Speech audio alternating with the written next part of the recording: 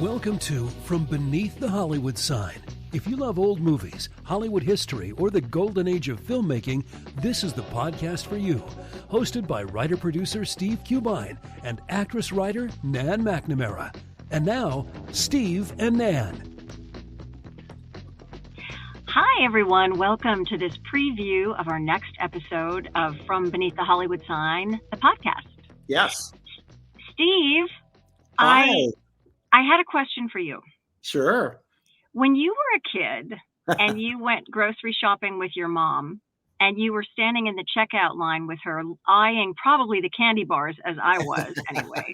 Right. Did you also see a newspaper that, had like an alien on the front or or some celebrity who was, doing some crazy thing? The National Yes. Enquirer, was that in your neighborhood? Oh my God. The tabloids, they were everywhere. And it was always something about Elizabeth Taylor or aliens or, something like that. But my sweet grandmother, she bought them in mass. I mean, every one she bought, and she believed every word of it. Oh. So, but she's a, same sweet grandmother who thought my mother named me after Saint Stephen. So Right, she was a little right. gullible.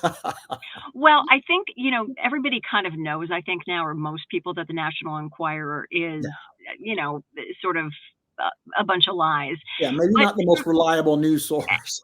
right, not your reliable news source, but something similar in a way is TMZ, which, while the stories may be truthful, Yes. they are paying people off to get them the story. So there's something rather unethical about that whole thing. So shady. And TMZ, I think, is one of the few places that actually pays sources.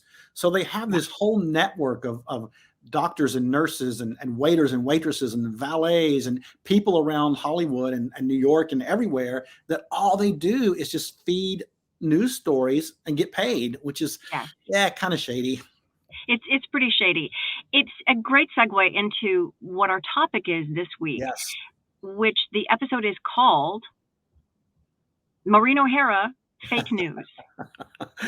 Yes. What does Maureen O'Hara have to do with fake news? Well, it all boils down to a magazine which was very prominent in the 50s called Confidential Magazine, which was basically one of the first tabloids, one of the first rags. And they kind of employed the same unethical news gathering processes as TMZ does. They paid sources. They would hire prostitutes to set people up and put them in compromising positions just to sell a story or to get a picture. And then they just kind of made some things up too out of the blue sky, right? Yeah, that was sort of their MO. They could have one little kernel of truth, and they could just blend that in with as many lies as they want. And their philosophy was, well, no one's going to say that part's true, but everything else is a lie, because then you just look stupid. So, yeah. Well, let me throw up a couple of spreads from the magazine that are actually on your blog, your original blog post. Here's the first one. Yeah. Speak of Maureen O'Hara. I mean, this is the article that started the whole thing.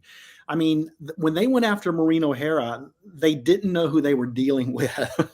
They wrote this very salacious, sexy story about her being with this Latin lover up in the balcony of the Grauman's Chinese Theater, in very compromising position. And they usually, when something like this happens, they can either pay off the star for information about somebody else, or some kind of compromise is made to stop the story. But they picked on the wrong gal. They did. Us Irish women, we are tough cookies. Yes, she was. So she basically took them on. She said, no, I'm not going to bow down.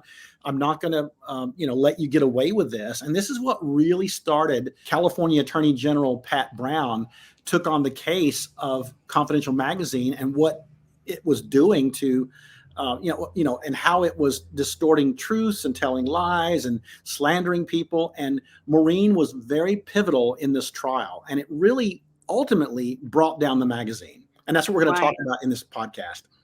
And there's another actress as well. Let me pop this up.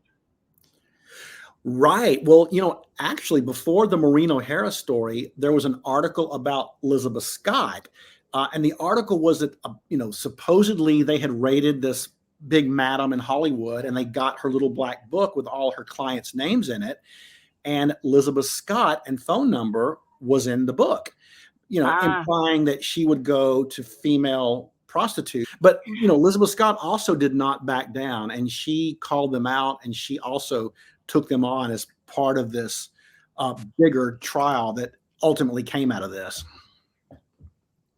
Yeah, I think it's a fascinating series of events. And the fact that people during that time period were finally willing to say, no, enough is enough. We're going to get into all those. Yeah. Yeah. We're going to get into all those details. Yeah, absolutely. And just a little silly side note. 100 years ago, I used to write for a little entertainment magazine when I first came to town. And one of the people I interviewed was Bryan Cranston, long before he was famous, for Breaking Bad. But I think he was the sidekick on the Louis Anderson show when I interviewed him. Okay. And he told me one of his first jobs was a National Enquirer commercial where he played a three-eyed cyclop, or maybe a one-eyed cyclop.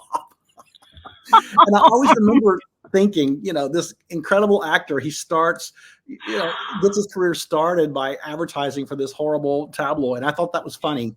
Yeah. So was it a print job that he did? No, it was a commercial. And I remember the commercials. It would be like, oh my gosh, inquiring minds want to know. And people would take the magazine down and it would be their face, and he would take it down and he was like this big one-eyed thing. Do you remember it? I don't remember. But you know what? I bet it's on YouTube. Oh, I bet it is now. But anyway, I just thought that was a funny, silly thing. See, tabloids affect everybody. They do. They really do. Well, I really hope you'll check this episode out. It's really epic. And I think it's a very important episode about truth in the media, things that are very, very relevant today and really resonate with what we're going through now. Absolutely. Absolutely. Well said. Our podcast drops Sundays at midnight, and you can find it wherever you listen to podcasts. Absolutely. I hope you'll check it out. See you then. Bye.